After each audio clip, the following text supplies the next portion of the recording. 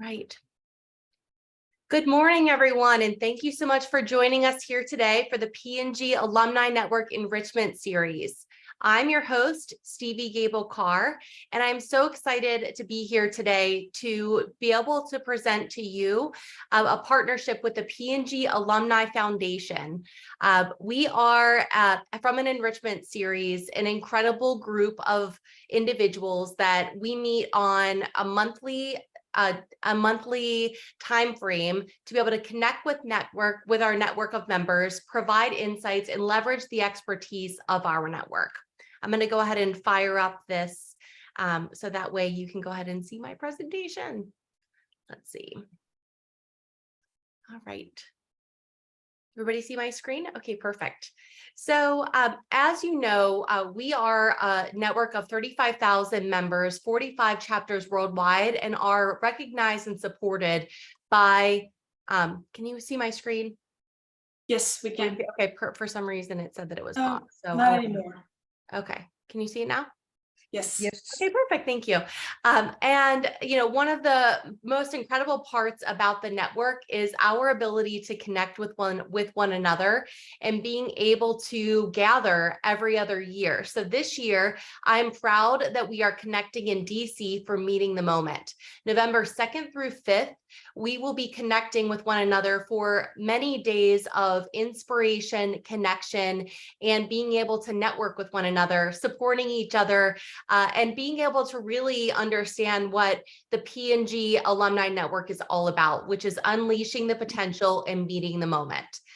If you have not registered for the P&G Alumni Network conference, I highly recommend that you do so. We will also have opportunities for you to be able to connect with individuals before, during, and after the conference as well. Just a little bit about webinar format. If you've never joined us before, please feel free to put any of your questions into the chat.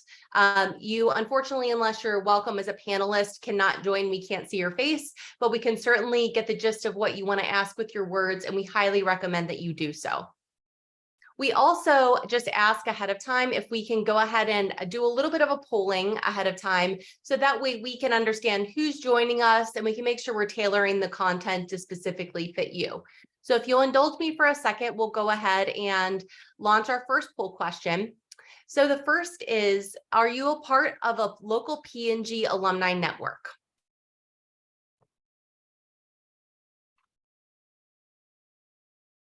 Right. We'll go ahead and give it a few seconds here to finish up. But being a part of your local P&G alumni network, while I am heavily involved with the global network on a local level, it has been absolutely incredible. Stuart Schaefer leads my Cincinnati chapter, and I've been able to meet some really incredible folks as a part of that network. So it looks like we've got a really fantastic mix of people that are interested in learning more and are not currently a part of that. So absolutely fantastic. So let's go ahead to poll question 2, which is, what part of the world do you currently reside in? I'm hoping we get a good mix of folks from all over. Okay, and so we've got a good mix of Europe, North America, LA, and AP. So thank you so much for being here with us today. We know it's an investment in yourself, but also an incredible testament to the expertise of the folks that are on the call. So the next question that we'll have is your primary occupation.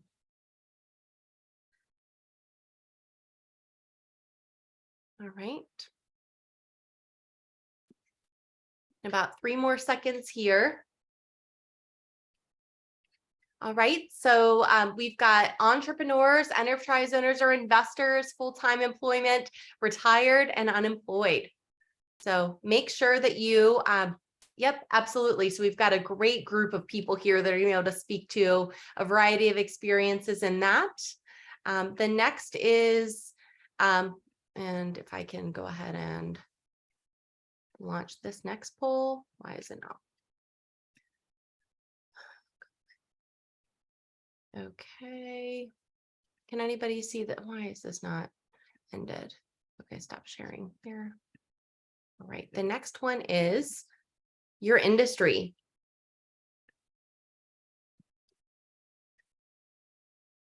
We just have one more after this. Right. We have a good mix of CPG, nonprofits, tech, and other. Always interested what the other is. And lastly, what is your functional expertise? And all of these will be used for the purposes of this presentation, as well as future presentation, as we are tailoring topics and speakers for you as we move into the 2024 year. Okay, great. So we have a good mix of commercial, HR, engineering, and other. Where are all of our finance folks at? So I am so excited to be able to share with you today the P&G Alumni Foundation. As you said, as I said, and I started with that, Stevie, I'm very sorry. I think that there might be an issue with slides, at least for me, right? It's a little bit skewed towards the left. Yeah. Oh, is it? Okay. Yeah. It's not showing the complete slide. Okay, that's good to know. Thank you. Let me. Foundation is important. Yes, it is. Yeah. Let me. Okay. Let me stop sharing here. I'm not exactly sure what's going on, but we might need to. Are you using the PowerPoint slide viewer? I am.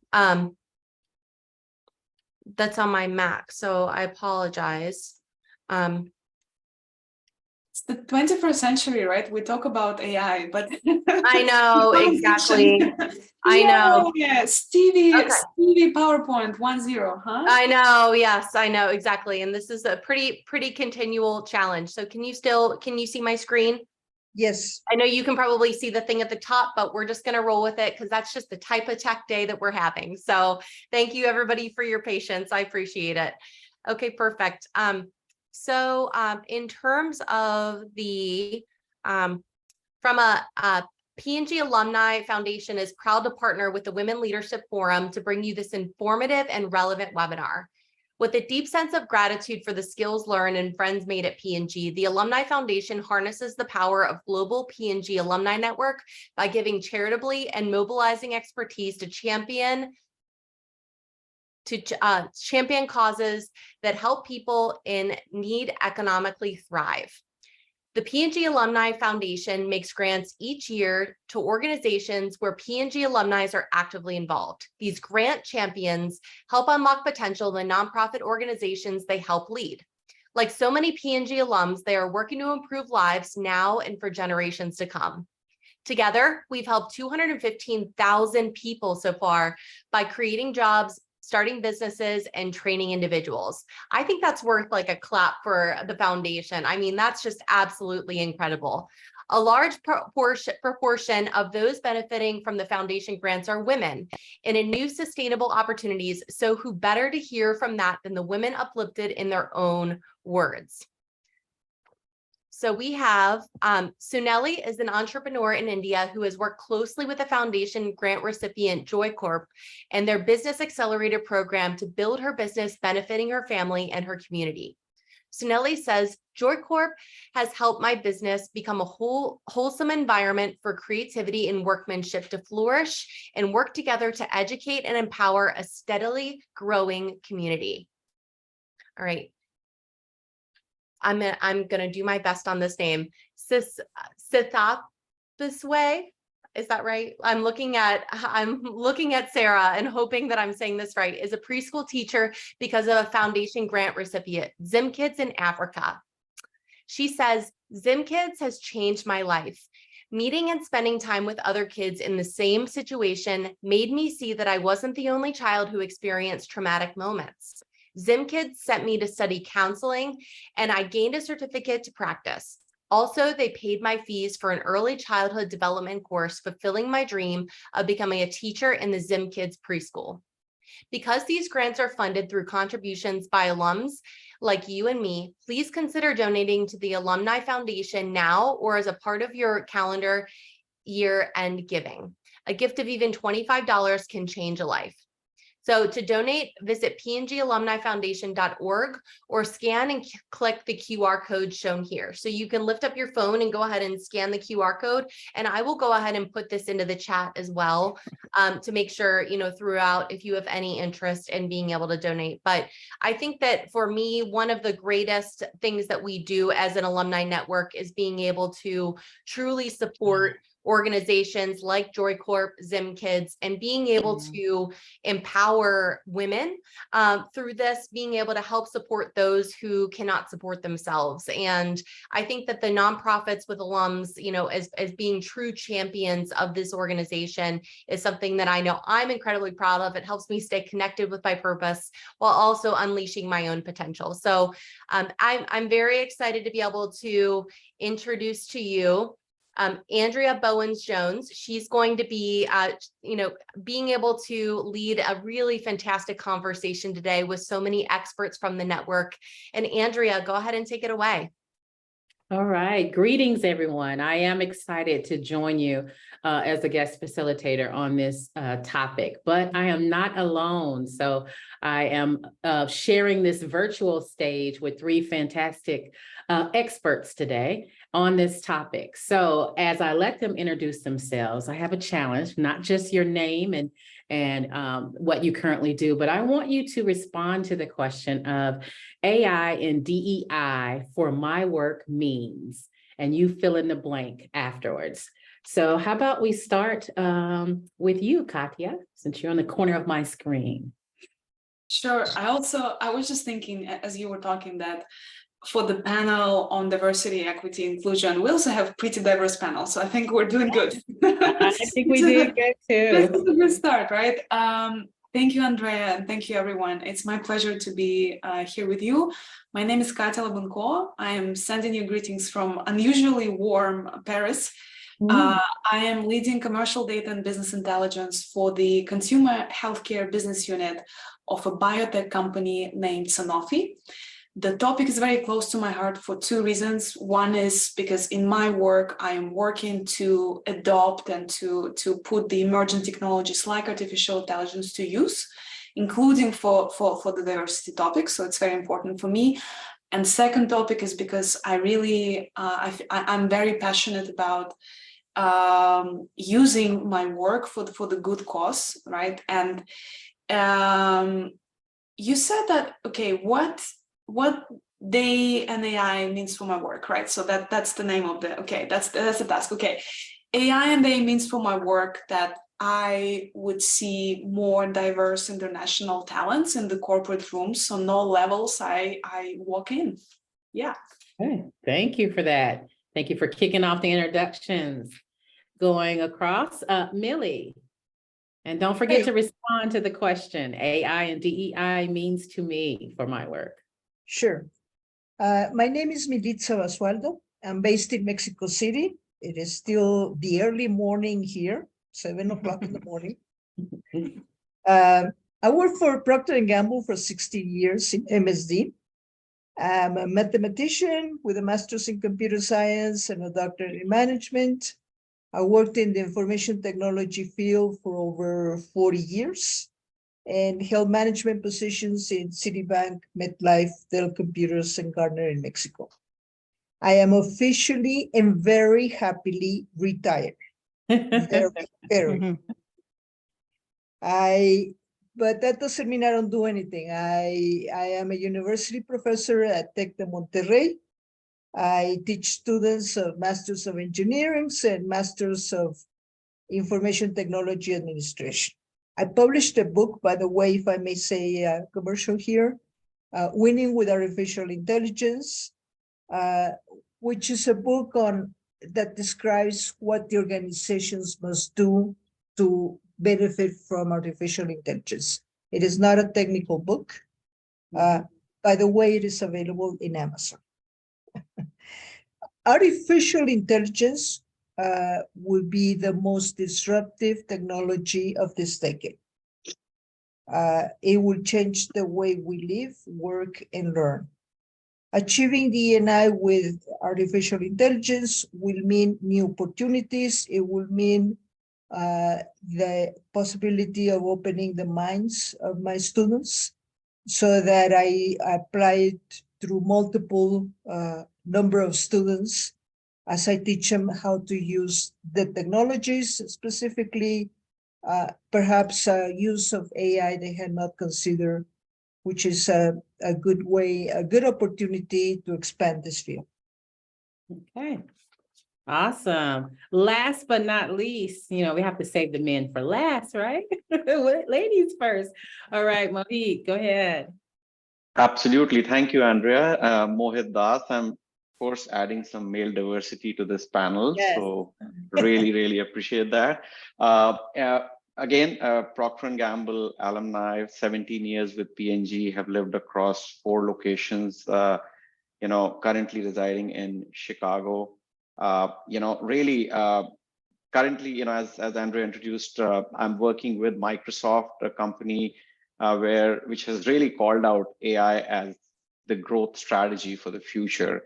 And so incredibly privileged to be part of that journey for a company like Microsoft that has a mission to really empower every person and every organization on the planet. And there itself, the whole inclusive mindset comes into play. So AI is very close to my heart. Technology is very close to my heart. But more than anything else, on the diversity front, being a first generation immigrant in a country like United States, gives you the opportunity to actually appreciate the values of diversity and inclusion. Also, on the personal front, having a disabled 23-year-old boy, a child I have who lives with us, really, the reason why this topic is close to my heart is also because, there is a disabled child who is Down syndrome and autistic who lives with us. And it's very important to live in a society that is inclusive to disabled people. So something that's very close to my heart. And so when this topic came up, I was just delighted because, not only do I have a point of view on this topic, I want to hear from experts in the panel about what they have to say and what their point of view is. So yeah, excited to be here, Andrea, and looking forward to the next hour or so to discuss this. Yeah. Awesome. I'm already excited from just hearing what the topic means to you personally and professionally. I think we're going to have a great discussion. I couldn't help but think about, when I think about AI, I think about all the movies I have watched where artificial intelligence comes on and it takes over the world and people are left fighting the robots or fighting whatever the thing is. But that's not what we're going to talk about today. We're going to bust some myths, because I think as we get started on this topic and as we talk about the challenges it is to do what you actually talked about, Katya, to have diversity into the rooms you walk in, or Mohit, what you talked about is having it inclusive for people who have disabilities. We have to say what it is and what it's not.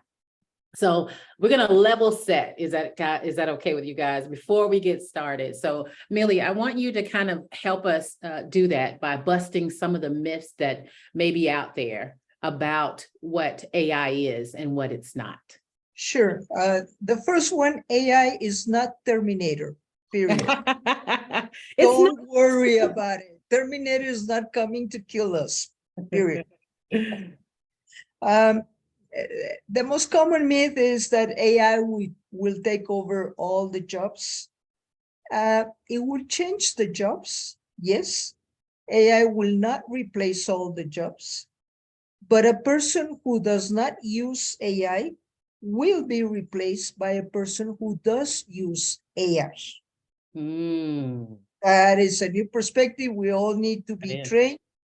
Few jobs will stay the same. Probably being a monk will be the same, but other jobs will change. And since none of us are monks, we will need to learn new skills.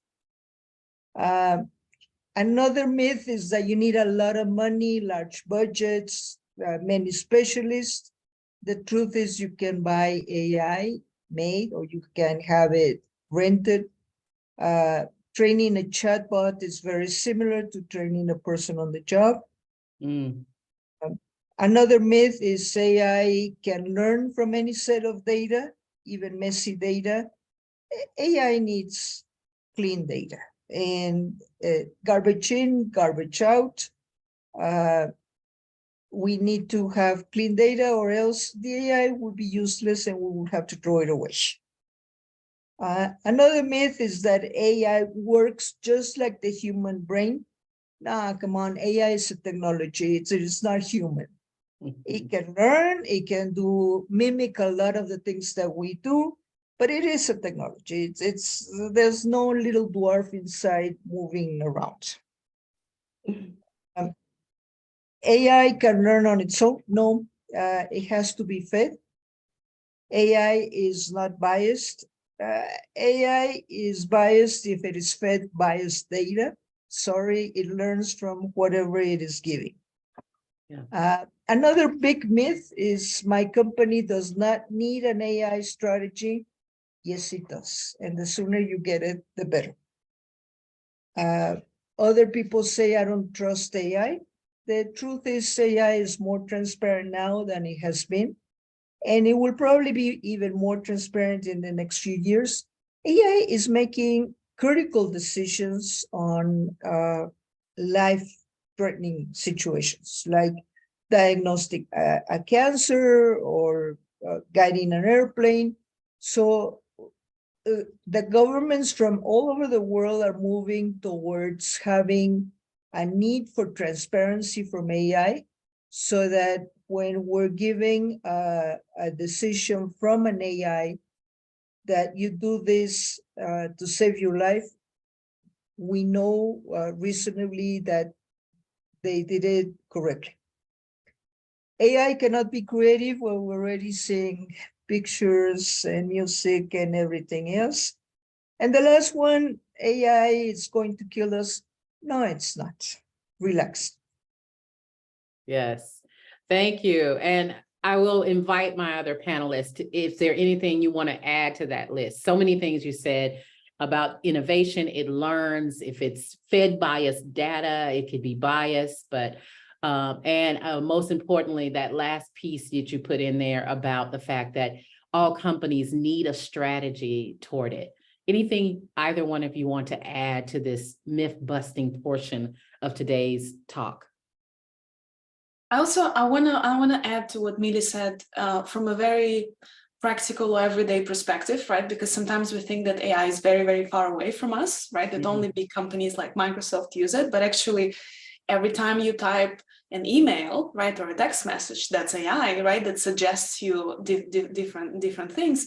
Every time you get an Uber or order food or use a dating app, right, there is also AI behind. So I think an important, right, and that's exactly what Mili said. It's already here, right? There is no denying, and as a matter of fact, we're already, all of us, 100%, right? If you have an iPhone, which or a smartphone, which is most likely the case, you're already using it on a daily basis, right? So I think it's really about accepting it and sort of adopting it on a larger scale, if you will. Yes. Anything else? And the only thing I'll add, it's a very, very comprehensive list, and the only thing I was thinking of is this whole idea of moral and ethical decisions and whether AI can make those decisions or not. Of course, we are testing AI on whether it is capable of making these decisions. And it again comes down to how you train AI to make ethical decisions. And can you train AI, in those really torture test decisions where ethics come into play? And ethics is a subjective area also. What is ethical for one human being may not be ethical for another one, right? So I think that's where there is a lot of research happening on how do you build in ethical decision-making into AI. It's still a gray area. I won't say it's black or white, but something that humans need to watch very, very closely going into the next decade on how AI responds to some of the ethical training that humans are giving to AI. Let's double click on this a little bit, because I think you open up a great discussion about the training one. It's one that probably everyone is questioning when it comes to AI technology. The fact that we all bring bias to work.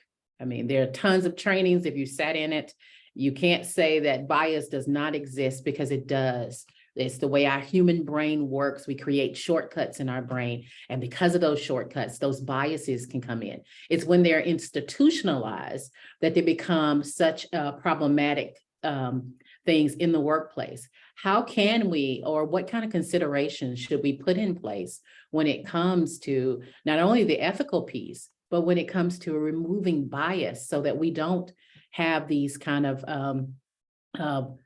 systems manifesting themselves everywhere? Any thoughts around that? I think we get into the topic of AI supervising humans, but humans supervising AI. There are several things that must be done, and this is a very delicate issue. But for example, when you're gathering the data to feed the AI, make sure you have a diverse group that is gathering the data, so that even if one has a bias, the other one doesn't, and the correct data can get in. Make sure that the data is clean. There are several excellent tools in the market that can clean data, do some pre-processing. There are now methodologies that we can use to assess whether there is bias there and how to mitigate it. Examining the data to see if a certain group is underrepresented or overrepresented. There's technology that can do that for us, and we should be applying that. Use some data augmentation. Synthetic data, whether you believe it or not, is here. Data that is developed synthetically or technologically, and that can augment the data set that you already have. We need regular audits. We need regular monitoring. The development team must be diverse. If you get only a certain part of the team, you're going to have bias. I mean, we know that already. Make sure that the results are transparent. This is going to be required by law soon. But we need, especially the critical decisions, to be transparent, to have an explanation for that. Make sure there's user feedback as soon as they detect something, so that you can be in the loop. What Mohit mentioned about ethics is a big issue in AI. You need ethics guidelines, policies, and you need to enforce those. The fact that you have ethics guidelines doesn't mean anything. Enron had ethics guidelines, and look what happened. And also to continue educating everybody and giving them awareness of this new world where the data must be correct for AI to work correctly. Yeah, the transparency. Mohit, you mentioned in your introduction about some of the work that you're doing at Microsoft. Anything you want to add here in particular when it comes to this particular topic? Yeah, yes, definitely. I do want to talk about product design and the developers and but I did want to close out on this topic of ethics, because I think there is something that needs to be done right at the top in big companies and big organizations when it comes to AI, and I call it AI literacy. Okay, just like if you look at the C-suite, they have decades of experience on financial literacy. They have decades of experience on organizational literacy, right? We need to actually very quickly step change the AI literacy of our C-suite, right? And within that, there are a couple of components. One is the strategic component of what Millie mentioned around that every company needs an AI strategy to really drive top line and bottom line, right? So how do you drive top line and bottom line with the AI strategy? That's one component of an AI strategy, right? But the other component is this whole ethics, the component of safety and accountability and fairness and reliability of AI. And how do you educate the C-suite on the dangers of AI so that, they are really up to speed on this? And they need to be, because, you've seen these interviews where Mark Zuckerberg is sitting in front of the Senate committee and asking some and answering some very, very tough questions. And it's not just the tech CEOs, it's CEOs in every industry who are going to be standing there and answering those questions in a few years, right?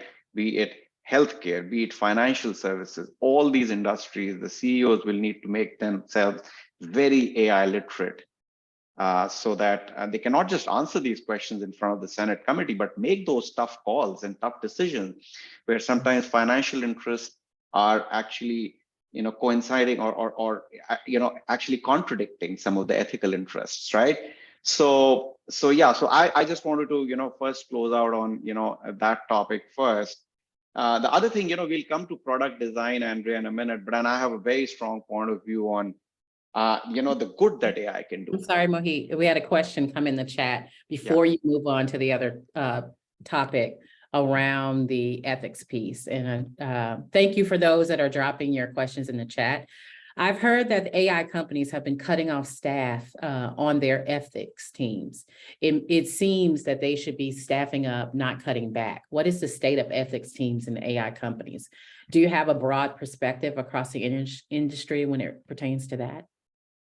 This is a great question because, just last year when the AI war started on generative AI, of course, the first mover's advantage that Microsoft got and the pole position that Microsoft got over the other companies like Google was because they leaned forward on a few things, which Google didn't lean forward on. There was some press around, really, compromising on ethics. So I did want to clarify that. I think now the new mantra is build ethics into product design, rather than have a separate committee, that's assessing the risk of product, that are already created.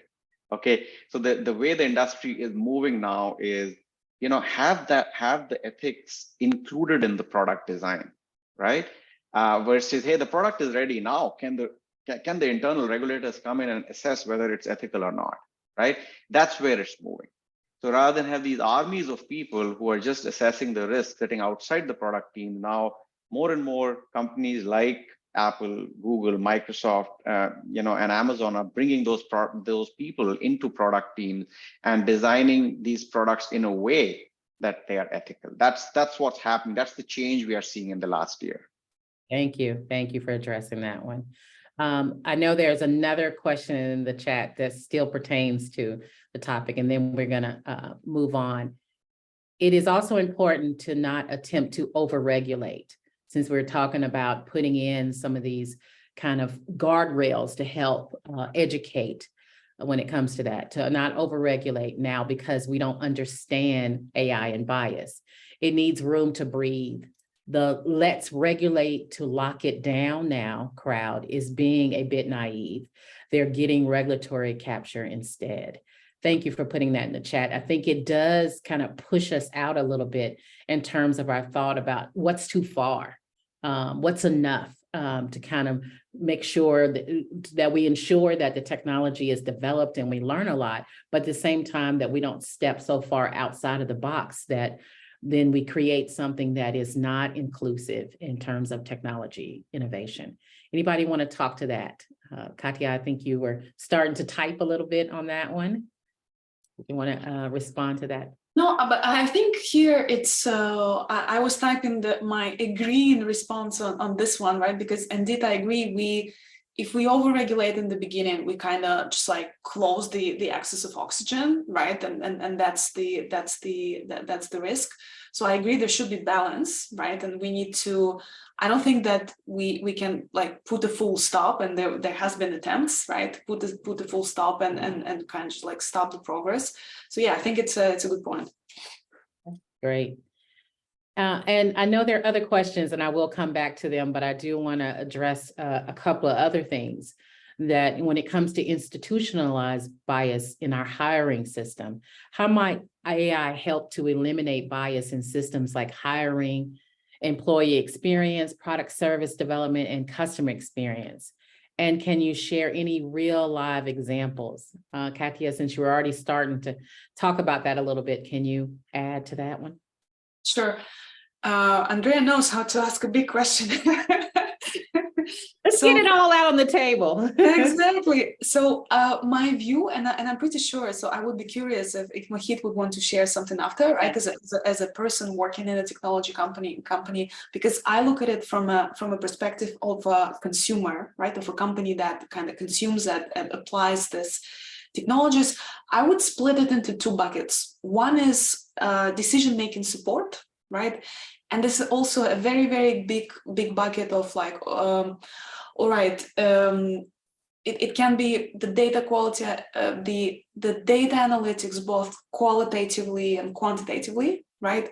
So do we understand what our organization structure and company structure is, right? So do we have diverse backgrounds? So what are the rates, right, on whatever axis you look at your diversity and you measure your diversity and inclusion? Who do we hire? How does it work? What's the trend, right? So that's the quantitative part, and then qualitatively, what language do we use inside of the company, right? So what and outside, right? So what do we write? Because words matter a lot, right? So how do we does our language promote and celebrate diversity, or vice versa, right? So that's the first bucket. The second bucket I would highlight is the area of interacting with the outside world, right? That also, there are a lot of intersections, but for me, it's more about screening more customized and personalized assessment centers for employees, unbiased job descriptions, right? So really trying to put technology on this regard, on how do we communicate externally, both from the push and pull perspectives. So here you asked about an example, and I do have a good one that I would like to share, and that comes from our experience here at Sanofi, and that's not my own baby, right? So that's an effort of a team. I just want to make it clear. We looked, so again, we look at diversity, equity and inclusion in a broad perspective. So here I want to talk in particular about gender diversity, right? Not minimizing the importance of the rest. But me being a woman in tech, right? And again, speaking of the rooms, oftentimes I walk in the room and I'm the only male, a female, most surrounded by males, right? And there's a different age and different gaps. And also the background, right, is very, very different. So we thought, okay, so in the recruitment funnel, there are different opportunity areas that we can address, but how can we help our candidates at the very beginning of a funnel, even before they apply, right? Because our issue is that very few female apply, and also not to mention diverse groups of people. So what is that we're doing not in the best way, that people don't even apply to our job description? So that led to our unbiased job description pilot, where we applied a technology and with a certain vendor that says that we can increase the application rate by 29% by removing the gender-biased words.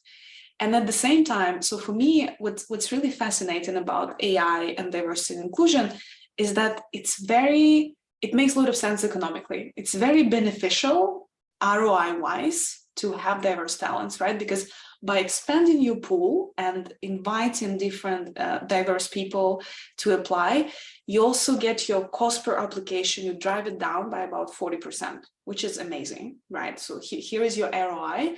So we did the pilot. It's amazing because it sounds very kind of simple in theory, right? So you just put your job description through this algorithm, you get the recommendation, you approve, you put it out. The amount of challenges we face, including the languages, right, all the process and bureaucratic things. But anyway, if there is a commitment to overcome those, so the outcomes we got were pretty fantastic, right? So we saw that achieving these rates of improvement is possible, as long as there is a commitment of different levels of organization, including senior leadership. Awesome. Anybody else have an example? I have so many things going through my head about it, not only from the idea from the company side of reducing bias in the application, but I keep thinking about those students, and as they're putting together their responses to those and how to ensure that they can the AI readers will notice their application, like tons of questions. But we're not here to talk to me and field Andrea's questions, but anything else around this, how it can help. One of the questions that dropped into the chat is how AI will affect training and development of people. So when you see it, not only in the hiring practices, someone entering the company, what about in helping with retention when it comes to training? Any perspective on that one? I want to monopolize, so I want to give a chance. Happy to take this question, but I want to give a chance to my co-panelists. Okay. I see, being in education, I see a lot of potential of artificial intelligence. I envy today's children because of the fun way they're going to learn in the future.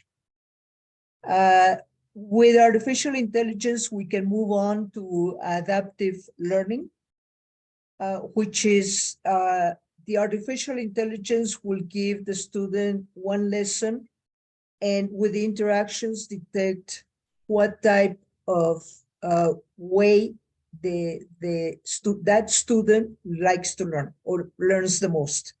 We all have basically 7 ways of learning. Some learn by doing, some by reading, some by watching others. We all have different brains. But in a classroom, you have one professor like me teaching the same to everybody. What if I have a class of 50 students, but there are 50 teachers, and each teacher knows the student and gives from lesson 2 on the way that student learns the most. So the students in the future will be learning more with less effort and probably having fun. I envy that. Yeah, that's interesting.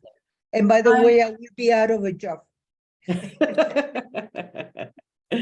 I would like, if I may, Andrea, because you are the master, I would like to add to what Millie said, right? Because what she highlighted, I think it's really, it works both for the students, right, and education, but also for the corporate training, right? To your point about the retention, because there are different, retention is a very big topic, right? And very, very comprehensive. So developing people, right, that was the part of the question, is definitely, so this can help for sure.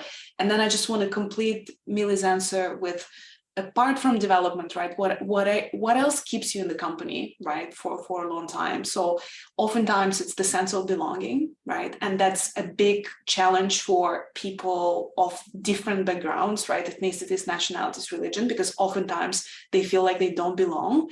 So here, if I just try to converge many things that we kind of spoke about, right, coming back to the point of AI supported decision making, what if we closely monitor these people and see how they're doing, how they're performing, right? What are they, how do we check in with them and better understand and get the very early signs if something is off, right? So we can very early intervene.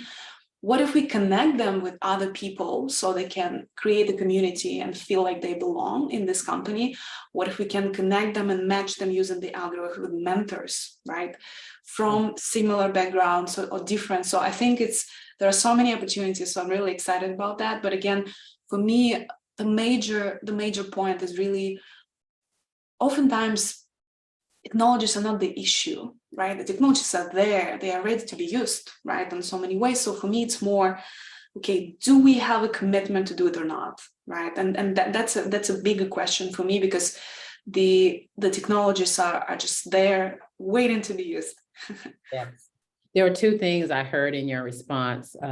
One of them being there's an education part of it, is making people aware of what the capabilities are, but there's also a place that it doesn't replace the human touch piece, that it could assist in building those relationships for mentoring. So so many things about that I loved. A question that I want to address, and I just looked at the time, it's going by so fast. I want to make sure I get to some of these interesting questions that are being dropped into our chat. Like with any technology, AI can be used for good and bad things. You can train it to be or to do evil. how do you see the future evolving of that competition between using AI for human good and bad? I know this is a bit out there. This is about the movie and the myths, but I'd love to get your perspective, especially Mohit, since you're actually in industry now working on products and services for this capacity. Right. No, topic very close to my heart also on product design, because see, I think the first thing we need to recognize is, the power that digital products give you to personalize the design to meet the individual specific needs of a particular segment, right? The point that Millie made on education, right? You can personalize, and, a physical experience, has its limitations on personalization. A digital experience is largely limitless, right? Because if you know the segment well, you can actually personalize the digital experience. And so I think the philosophy on product design will change from products, historically have been designed in a way that they are targeting the most attractive segments, and those attractive segments, have the ability to pay for that product. And so you end up designing for a bullseye that is financially attractive, but then, you really don't consider the fringe segments, so to say, the marginalized segments, so to say, right? Let's recognize that in a planet that has a population of 8 billion, 1 billion people are disabled, right?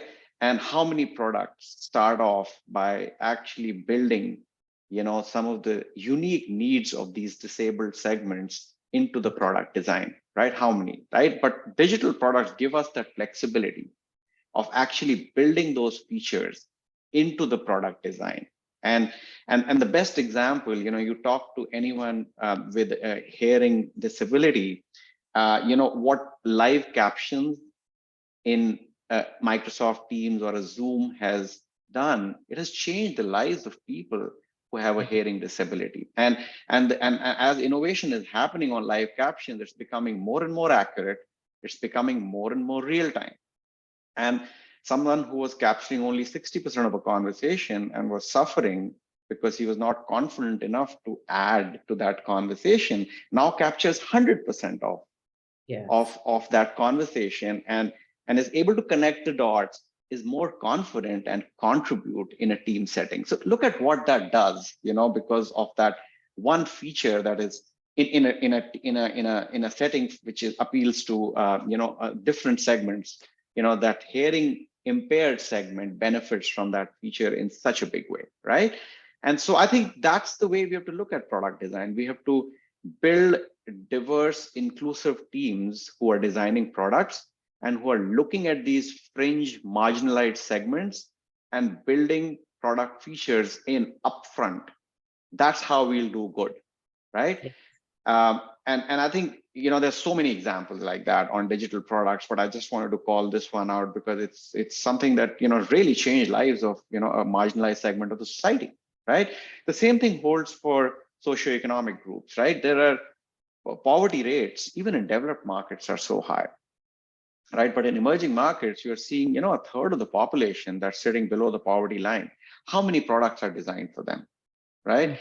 Now, but you look at some of the digital products that are coming out for the poorer segments, the underprivileged segments of the society, the same product, is able to, at a right price point, able to address needs, around sanitation, around education of this underprivileged segment. So we have to start looking at goodness in the heart of humans as we design products, which are digital AI products. Because if we have goodness in our heart, we will design products, that are good for our society. If we don't have that, we'll invariably end up designing products that are not inclusive and not diverse and are not equitable, right? That's the way we have to hold ourselves accountable for this, right? So that's the way that's my philosophy on product design. And the more we can do that upfront into the design process, the better the technologies like natural language processing, technologies like voice and speech recognition, image and object recognition, these technologies can do wonders for the human race. Yeah. And we have to just make sure that we build these technologies into our product design. Yeah. Yes, thank you. It's such a great opportunity for leaders to stand up and be accountable. So thank you for bringing that point out. Is technology in itself is not bad. It is the intent behind the people. And if we ensure that we give that power and intent to people who are going to wield that technology for good, that's how we ensure it. We can look back in history and see that in so many instances where technology, fantastic technology, was used for bad things because it was put into the hands of bad people. So great. Can you believe that this hour is almost flown by? And I tried to get to as many questions in the chat, but it is time for us to land the plane or begin to wrap up today's discussion. So I hope some of the takeaway points that I heard come across today in particular was that if we want this technology to be diverse, we have to start with diverse teams, which that means we need leaders who are at the helm that are ensuring that the diversity in that team is leveraged to produce it. But as we kind of, before I turn it back over to Stevie to kind of wrap up today's discussion, really quick in popcorn style, I want my panelists to say that one take-home message that you want people to leave with today from our discussion. Who's first? What's the one?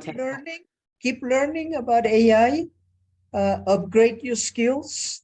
There are a lot of opportunities, but you will need new skills and new knowledge. Open to that possibility. That's great. Next. Keep Just learning. to add on this one, right, because it will be very logical, right? I think the best way to start, to get there is to start, right? So whatever, like if you're overwhelmed, you don't know what to do, right? So do something sizable, right? As a pilot or MVP, whatever you call it, and just start, right? To Mili's point, like oftentimes you have free sandboxes, right? And free education and so on. So it literally doesn't cost you anything but your time and willingness to kind of do something. So start, it's really exciting. Yes. Yeah. Mohit. I would say be optimistic about AI and also be very aware of the risks and speak up when you see a risk, right? Because, humans are the ones you need to have, for at least our lifetime, we will operate in a world where there is a human machine symbiosis. Machines are not going to take over, at least in our lifetime, right? Hopefully never, but but in our lifetime, machines are not going to take up. So if there is going to be a human machine symbiotic relationship that needs to be established, you need to be optimistic about the technology, and you need to always be aware of the risks and point them out when you see them so that they can be fixed. Awesome.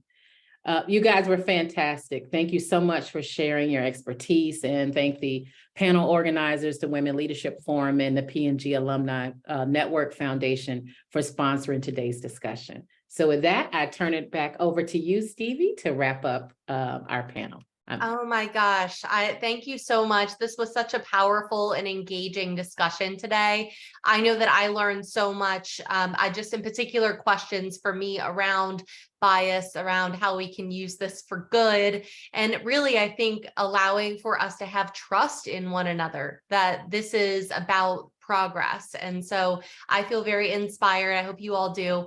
Just a few wrap up things. I went ahead and put in to the chat a few items. One is for the foundation. The other is just about the Women's Leadership Forum. So as many of you may know, the Women's Leadership Forum is a force for growth that seeks to empower and uplift the professional and personal growth of P&G alumni globally in the communities they serve. And so it's a group of high impact women, and we have the ability to create a force for good and continuing this discussions like this. So thank you so much for the Women's Leadership Forum and the foundation today for your support in bringing this incredible topic together. I also put into the chat the survey. If you could please fill out the survey, this will also come to your email. This is just a way for us to better understand how we're serving your needs. I will say that this by far has been one of the most engaging discussions that we've had this year that I've seen. So I'm very excited to get your responses and to hear more about what you're looking for with this enrichment series. Lastly is, please make sure that you explore all of the amazing programming and events that are happening with the global conference. I know that for me, it was life-changing for me to join in Madrid several years ago in 2019, and then again in Cincinnati. This network is like nothing else, and really truly getting in a room with your fellow alumni and several of the top leaders that are currently at P&G.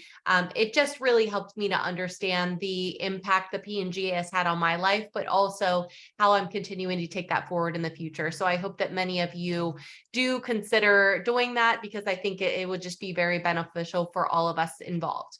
So with that, I will go ahead and leave you with this, that I hope that the rest of you have a wonderful rest of your week. I'm so excited to hear more about what the conference leads all of you to. And if I don't see you at the conference, please stay in touch. Thank you so much and have a great rest of your day. Thank you, everyone. Bye. Thank you for your time. Bye. Bye. Bye.